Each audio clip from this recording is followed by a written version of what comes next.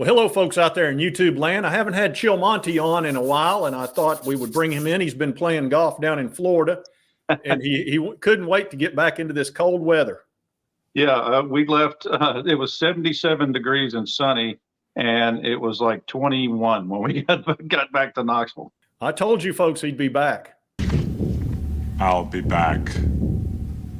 What we want to talk about today, there's so much going on. Of course, UT's on a run right now. We're getting ready to get our second five-star, but I do want to talk about Ohio State, who is rating Alabama's best players. They've gone down there. They have grabbed the number one safety in the country, freshman All-American Caleb Downs, who a lot of people thought was going to follow T-Rob over to Georgia. Then today, Julian Sayin just committed to Ohio State as well, the number one quarterback in the country for 2024. So they have nabbed their two premium players from Alabama, and Ohio State is loaded. This is going to be a great year. Yeah, right here, Julian Sayin is committed to Ohio State. That just happened a few minutes ago. Yeah, and if you'll notice, his NIL value is $828,000, so almost $1 million for him. Yeah. I'm sure it was probably more than $1 million to get him to go. I bet so. Although, doesn't it feel like maybe that Coach DeBoer is almost pushed him out because he brought in his own quarterback, and I'm going to show you that here, Chilmont. I think he wanted to have his guy at quarterback, and he may regret that. Yeah, right here, you can see right here, Austin Mack. He's a four-star. He's 6'6", and he's already played a year at Washington, and he transferred over to Alabama. Yeah. So that makes me think maybe his thinking was, I'd rather have my quarterback that I'm comfortable with. And Julian Sayin, he can still come, but, don't expect to be a high priority.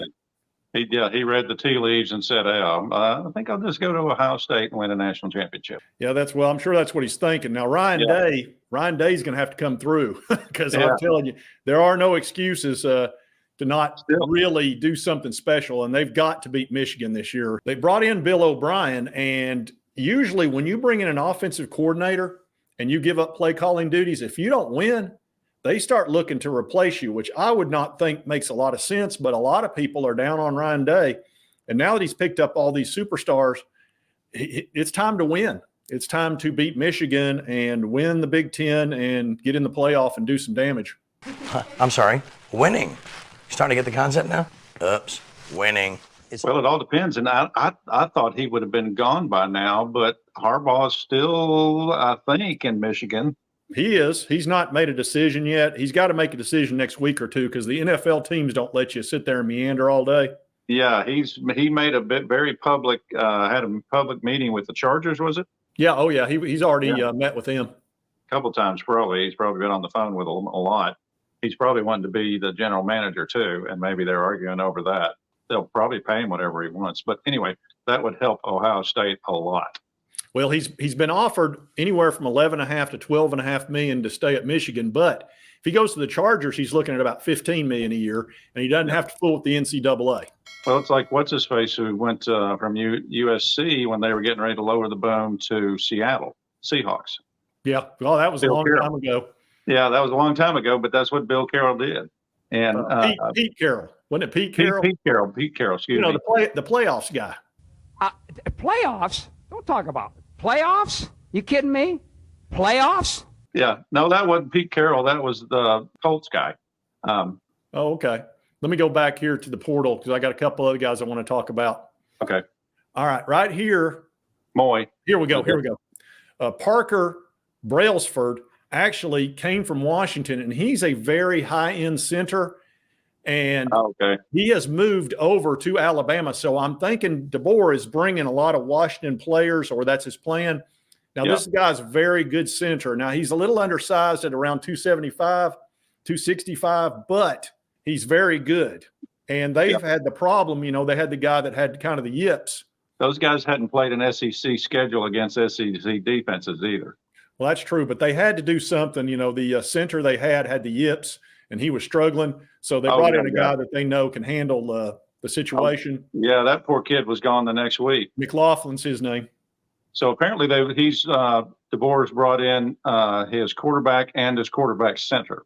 There you go. Yeah, that's pretty obvious. And of Sure, course, that the Alabama center and quarterback of the future is gone. Now, here is a big question. Actually, Coach Jay, in the live stream when I was doing my last video, mentioned he was wondering if Jalen Milroe was going to be the starting quarterback. And that made me kind of start thinking, is he going to fit DeBoer's system? He didn't think that they would. And if Coach Jay says that, I'm going to listen.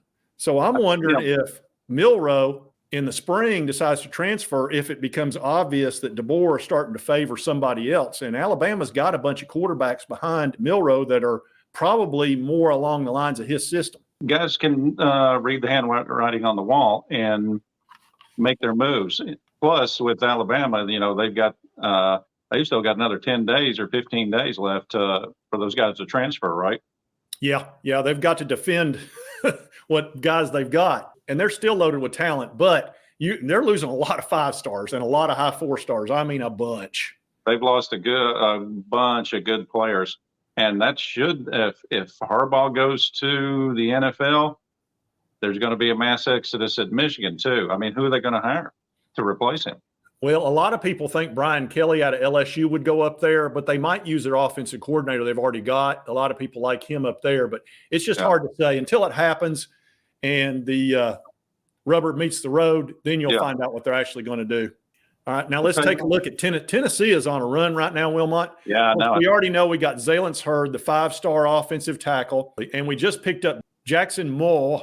Yep, I think it's Moy. I think he's Hawaiian. Okay. He's 300 pounds out of Stanford, obviously a run stopper. Yeah.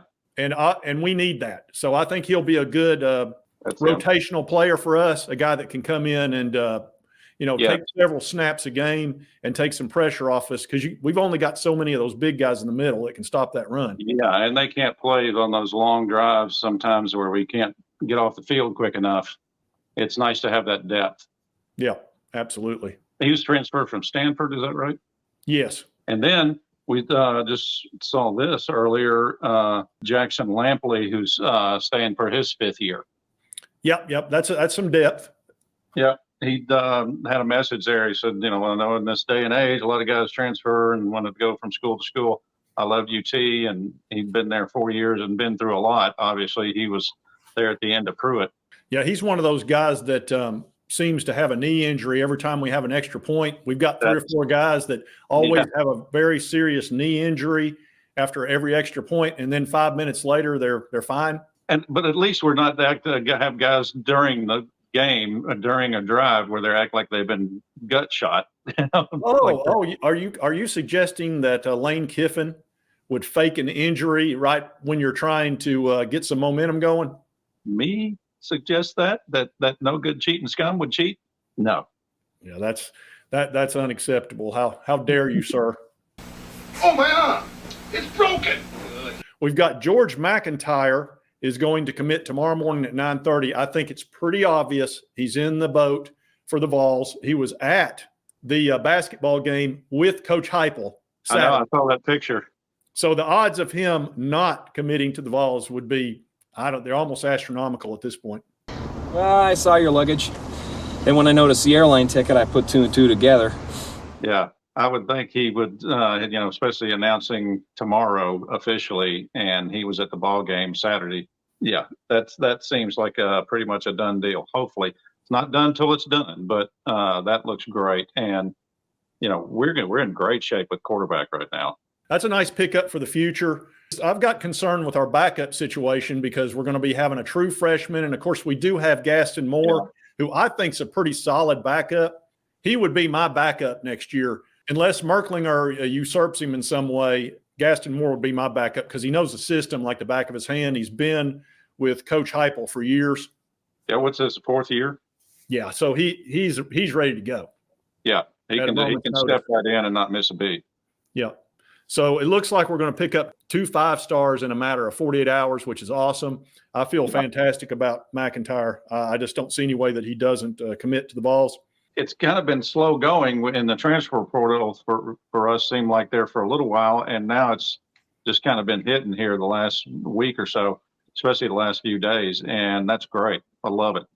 Yep. Now let's spend a second. Let's talk about Dalton Connect. He's good. He's real good. The name is Dalton. Our basketball player. I don't know that we've had a guy that can score like this in over a decade. He's really something. He's really a complete player because he can drive and make baskets or make guys foul him. He can shoot from anywhere. Plus, and this is huge too, he makes his darn foul shots. Well, he can which, dunk. as you know, has been an Achilles heel in the tournament for us a couple times. The big thing I like about him, besides his three-point shooting, is that he will slam dunk from any point once he gets past the foul line, and that gets the crowd going nuts. Oh God. And it's, it's huge. Plus another factor, and this is kind of an it factor that you don't notice so much, but now that he's known, as soon as he gets the ball, he generally has two guys on him. Yep. Which makes everybody around him better. Exactly. Which has opened up things for Adu. Adu's averaged almost 20 points a game, and he was averaging maybe 4 or 5. He's quietly having an all SEC season. Yeah, which is huge. Oh, absolutely. He's darn near 7 foot. Yeah, it's also gotten Ziegler open a little more. It's gotten Gainey open a little more when he plays. He's another guy. So I think he should start. The kid can shoot and he can make his foul shots. Yeah, he's fantastic. He is electric. He is going to be a top 10 pick, lottery guy, no question. They're fun to watch right now. Did you see him shooting threes before the game, Wilmot? Oh, that was nuts. He hits them like free throws. Oh, he just fills it up. He fills it up from three. I'm going, what are you doing? Nobody fills it up from three unless they're in the NBA. He is like, as far as practicing and just shooting and shooting and shooting and shooting. That's what Larry Bird used to do. That's how he became such a great shooter. He was the first guy to practice and the last guy to leave. Yeah, he's going to be something. You can tell he has shot 1 billion shots. Yeah. He's already made it 1,000 times. So, what looks fantastic is, no big deal for him. All right, folks, wanted to bring Chilmon in, talk a little bit of football, and we talked a little hoops here at the end, but mainly football. There's Bambi. Bambi's always got to make a little appearance. She's got her coat on. It's cold. It's that cold. All right, folks, if you like this content, be sure to hit that like button. If you've not subscribed, it's on your right, my left. Hit that little button. I would appreciate it. And right over here's the most recent video, YouTube. Thanks, you'll enjoy. And we'll see you next time on Sports Talk Jay.